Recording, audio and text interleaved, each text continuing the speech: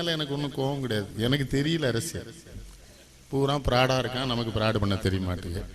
அதனாலதான் அரசியல் விட்டுணுமா என்னமா கும்பிடுறானுவோ என்னமா. சிவாஜி கணேசன்லாம் எல்லா பேரும் தாண்டிடுவான், சிவாஜிலாம் நிக்க முடியாது இவங்கள்ட்ட. அப்படிலாம் நடிக்கிறானுங்க. நேர அண்ணாச்சிங்க, அப்ப மாமாங்க, சித்தப்பாங்க, பயமாயிட்டு ஒவ்வொருத்தன் தொகுதிக்கு கெஞ்சி கெஞ்சி கூட்டு போனானுங்க. என்ன நீங்க தான் வந்து பேசணும்னா கூட்டம் அப்படி கூட்டம். சேலத்துல எம்ஜிஆர் கூடின கூட்டம் என் ஒருத்தனுக்கு கூடிச்சு 47,000 பேர்.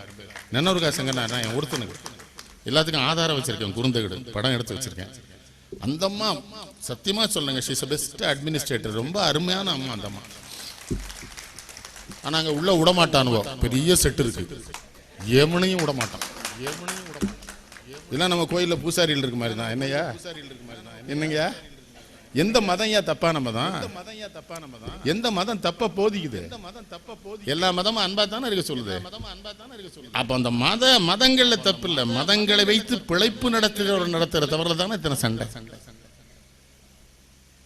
எதுக்கு இந்த பழனி பாரதி இந்த பிள்ளைகள் மேல எனக்கு என்ன புரியும்? இவனுங்கெல்லாம் இல்லைன்னா நான் புஸ்தகம்லாம் எழுதிருக்க மாட்டேன். உண்மையிலே சொல்றேனே, அவன் தான் உட்லண்ட்ஸ் ஹோட்டல்ல பழனி பாரதி, ஜெயந்தா, நந்தலாலா எல்லாம் வந்து உட்காந்துருக்கானுங்க.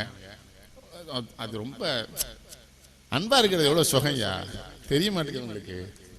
அன்பா இருங்கய்யா சுகம். அவனுங்கெல்லாம் அப்படித்தான் என்கிட்ட வந்து கிடப்பானுங்க. என் அன்பு தான் இவனுக்கு பாட்டில், ஃபீடிங் பாட்டில் போட்டிடுவேன், அப்படியே கிடந்து துப்பாய். அவனுக்கு கதவுக்கு பெல் அடிக்கிறதும் நான் கதவு திறக்கிறதுமே ஒரு கவிதை மாதிரி இருக்கும். அப்போ பழனி மாதிரி தான் ஒரு நாள் சொன்னான், ஐயா நறுக்குகள் எழுதணும். என்ன நறுக்குகள் இந்த காசி ஆனந்தம்லாம் நறுக்குகள் எழுதுவார், அப்படி எழுதணும். நம்மகிட்ட ஒரு திமிரு, அதான் கண்ணதாசன் மகா பாடி இருக்கு. நெல்லையில தான் அறிவுள்ளவன்லாம் பிறப்பான், ஏற்கனவே நெல்லைக்கு திமிர் கூடுதல், அந்த திமிருக்கு பெருந்தீனி தமிழ் கடல் எனும் ஞானி, இதுவே என் அறம்பாடுதல் இருக்கு. கண்ணதாசன் வந்தாங்க, அந்த பிளக்ஸ் அங்க வச்சிருந்தானுங்க மேம்பாலத்துக்கு. பாரதி தான் கேட்டேன், நீ நறுக்குகள் எழுதணுமேனது. எழுதிடுவோமே என்ன, எப்போன்னு இப்பவுமே எழுதுவோம். என்ன பாரதி அப்படித்தான் ஆரம்பிச்சோம். கொள்கைகள் இறந்ததை அறியா குடிகள், தலைவர்கள் இறந்ததும் தாழ பறந்தன. அதான் முதல் கவிதை. அப்படிதான் எழுதுனேன். அதுலதான் அந்த நாட்டில் இருக்க ஒரு பிரச்சனையை ரொம்ப விளையாட்டா சொன்னேன். வாஃபர் ஐயப்பன் வழிபாட்டு உறவை பாபர் ராமருக்கும் நீட்டி தொலையுங்கள்.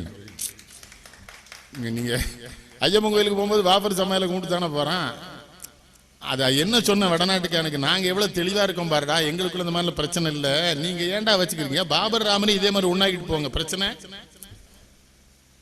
இந்த ஐயா சொல்ற